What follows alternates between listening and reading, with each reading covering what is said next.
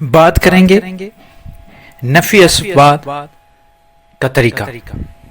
یہ ذکر نہ صرف روحانی طور پہ انسان کو مضبوط بناتا ہے بلکہ فزیکلی، میڈیکلی، جیسے میں کہوں کلینکلی انسان کو فائدہ دیتا ہے.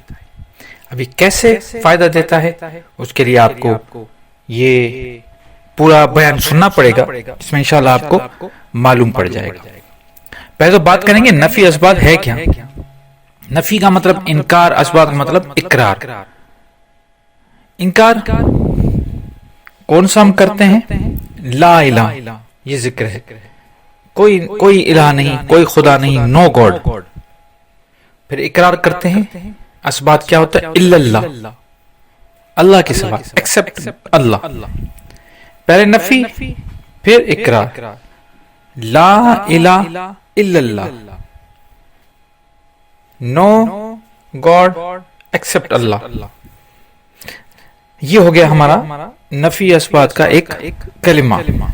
اب اس کو پڑھنا کیسے ہے؟ اس کو پڑھنے کا جو صدیوں سے بہترین طریقہ بتایا گیا ہے وہ میں آج آپ کے ساتھ شیئر کرتا ہوں. وہ یہ ہے کہ آپ کو مراقبہ کی صورت میں بیٹھ کے اور اس کو پڑھنا ہے. اب مراقبہ کی پوزیشن آپ کو پتا ہے، پلٹی مار کے بیٹھنا ہے. جیسے میں ہمیشہ بتاتا ہوں کہ آپ جب بھی مراقبہ کریں تو کچھ اس کے آداب ہوتے ہیں. وہ آداب یہ ہیں کہ آپ کا پیٹ بھرا ہوا نہ ہونا چاہیے.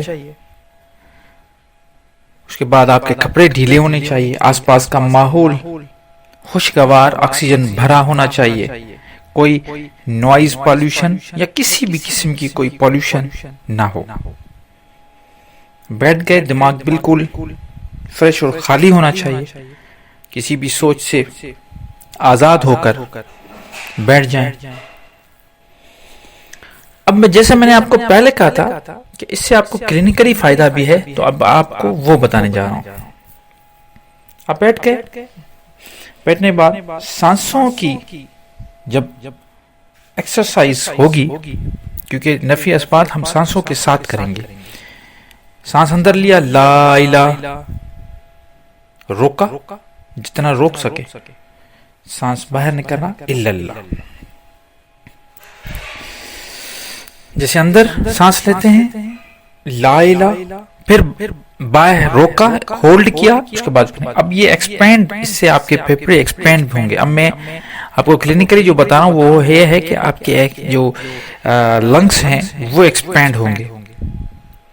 آپ سب کو پتا ہوگا 2020 میں جب کورونا آیا تھا تو اس کا ایک کورونا کا ٹیسٹ کرنے کے لیے کہ آپ کے لنگس کیسے ہیں، یہ بھی ایک ایکسرسائز تھی کہ آپ کو سانس کو روک کے ہولڈ کر کے پھر خاص مخصوص ٹائم پہ رکھا جاتا تھا تاکہ پتا چلے کہ آپ میں کتنی طاقت ہے ہولڈ کرنے کی، اور آپ کے جو لنگس ہے وہ کتنے پاورفل ہیں. لنگس کی پاور کو دیکھنے کے لیے ہولڈ کیا جاتا ہے. اور اس کے لیے جو مدراز ہوتے ہیں یا ہم اس کو یہ کہیں کہ پرانایام ہوتے ہیں، سانس کی جو ایکسرسائز ہوتی ہیں وہ بڑی پاورفل ہوتی ہیں.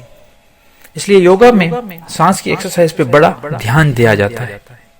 تو مراقبہ بھی اصل دھیان تو ہے، دھیان کے ساتھ آپ کی جو ایکسرسائزز ہیں یوگا کی اور سانس کی جو طریقہ کار ہے اس کو بھی زبردست دیکھنا پڑتا ہے. تو پھر اب نفی اسبات جب بھی کریں تو یہ دونوں فائدے ضرور اٹھائیں. میں نے جیسے پہلے عرض کیا کہ مجھے اس سے بہتر اور کوئی ایکسرسائز لگتی نہیں ہے، کیونکہ جب سانس کی ایکسرسائز بھی ہو رہی ہو اور آپ کے ساتھ اللہ کا نام ذکر میں بھی آپ لے رہے ہیں تو اس سے بڑھ کر اور چیز ہو ہی نہیں سکتی. آپ کے سوال آتے ہیں ذکر کے حوالے سے، ذکر قلبی، ذکر خفی، ذکر سر، ذکر نفی اسبات.